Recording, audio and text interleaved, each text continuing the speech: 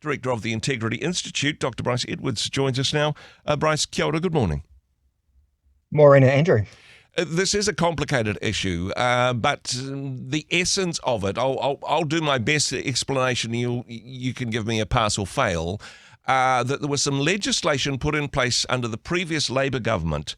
The aim was to have pay parity, not just same job, same pay, regardless of gender, but pay parity between, across the labour market generally, from male-dominated industries to female-dominated industries.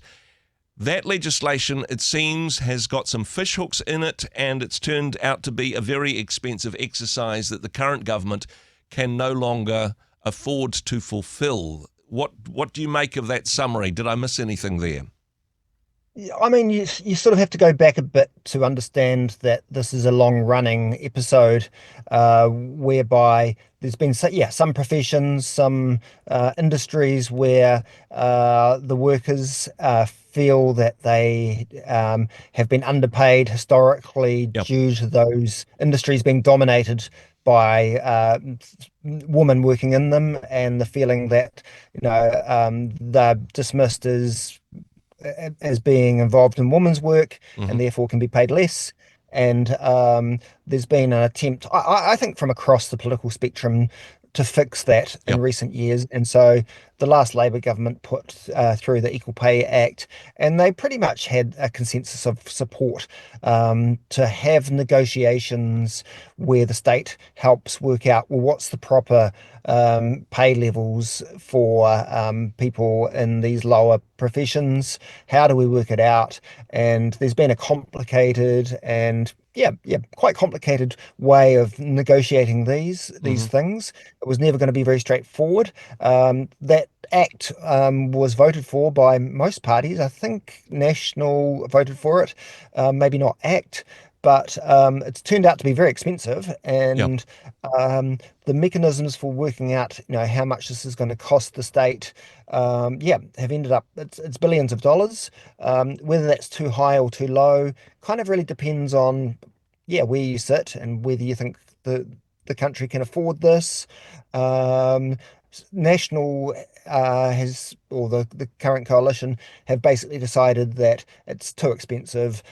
This wasn't, they didn't think it was going to be as expensive as this, Hmm. so they're wanting to alter the settings for deciding, what professions get paid more. Yep. And so I think in theory it has a lot of sense what they're saying, that sometimes you need to adjust the settings of these mechanisms. Maybe the last Labor government didn't get it right, and they want to correct it from swinging too generously to one end.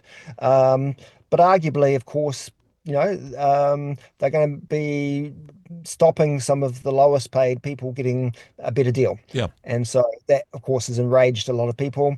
And because we're talking about mostly female workers here, Mm. it's got a sense of, a lot of gender stuff going on here, with the idea that the government really are,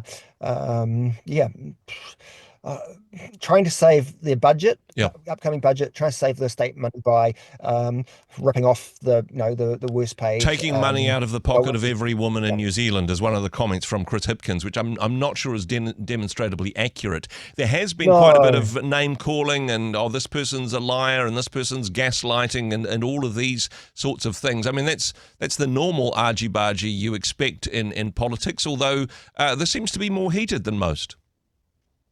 Yeah, I mean, the issues are pretty big. So a lot of the debates we have in New Zealand politics sometimes I think are pretty trivial. They're not really concerning, whether it's, I don't know, women's toilets, or I don't know what, ever sort of culture wars we have. Whereas at least this one is actually relating to how do we spend billions of dollars. Yeah. So it is quite consequential to taxpayer, consequential to the people in these professions that may or may not get a big jump in their pay. Yeah. So I think you do want to expect, I guess, especially the Labor Party, traditionally a party of the workers, Hmm. to back the workers here. So it's no surprise that things are getting heated. And of course, part of the problem is that this has sort of come out of nowhere. Yeah. We had this announcement last Monday or Tuesday last week, and suddenly it was legislated and done and dusted all within 2 days. So by Mm. Wednesday, it was all amended using urgency in Parliament. And so I think there was a bit of a sense that maybe there wasn't some sort of proper, I don't know, Well, there was certainly no communication select committee or or any process there. There was no no, opportunity to that's investigate right. that. Now, the government is claiming, well, this is because of budget secrecy reasons. Having said that, though, they're currently in negotiations for some pay parity issues. All deals are off. That's all off the table. They couldn't reveal their hand before they'd locked in the new legislation. That's what it looks like. Yeah, oh look, indeed. And the government's got their budget next week, and this is going to be a very hard budget to deliver because of fiscal situations.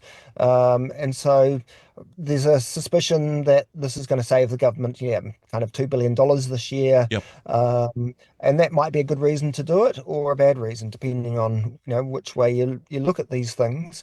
It's not a cheap issue.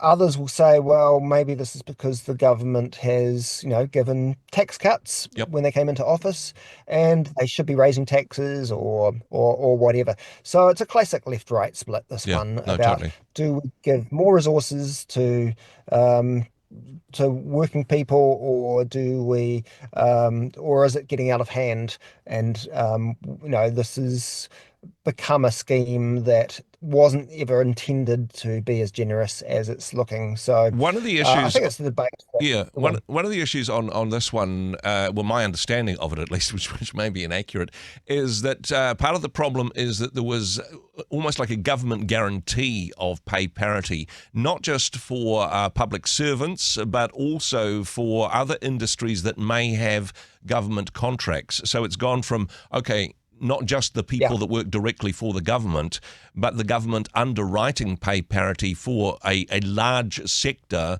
of society, more than was perhaps originally intended?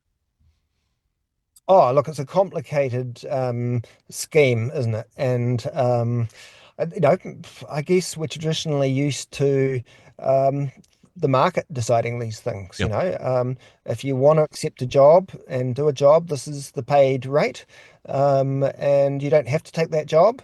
And so we're kind of used to that situation. And so, in some ways, it's a wee bit surprising that National and some of those on the right even signed up to this in the first place, Yeah. because it does put huge restrictions on employers and the state, and involves a lot of, if you like, subsidies. Hmm. But and this does feel like something back, before, I don't know, back to a pre-1980s sort of Yeah. way of doing industrial relations. So Certainly I think it's involvement. understandable that many on the right have second views on this now. Certainly, some of the concerns stated by the government is the involvement in trade unions and other interested parties, other lobby groups Yeah. have piled in on this one. And hey, whenever you need to bring the consultants in, as any government knows, the costs go up. But in terms of this, I suppose we'll wait and see what's revealed in the budget next week, and perhaps have the opportunity for more analysis then. As we're left with that essentially.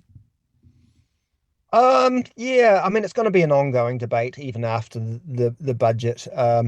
We're not yet sure to what extent raising the thresholds, because that's essentially what the government's done. They've raised the thresholds for what is required for any industry to seek a remedy, to seek more money, Hmm. and uh, the jury's still out on what that's going to mean. But yeah, the budget will have a bit more detail. You're right. And in some ways, a government subsidy of people's wage increases is essentially, well, it is a tax cut in some ways, paid for by the taxpayers. So you look interesting ideologically. I don't Yeah. pretend to understand the economics of this, but hey, Bryce, thank you for your insight. As always, thanks for joining us. Hey, thanks very much for joining us in the Rhema studio. Thanks very much for watching the interview. It's kind of nice to have an audience, actually. And if you did like what you watched, then do give us a like, do give us the thumbs up. And if you'd like to see more interviews like that one, or perhaps even better, subscribe and those interviews will come straight to you. Don't forget to turn on your notifications, and we'll see you in the next one. Cheers.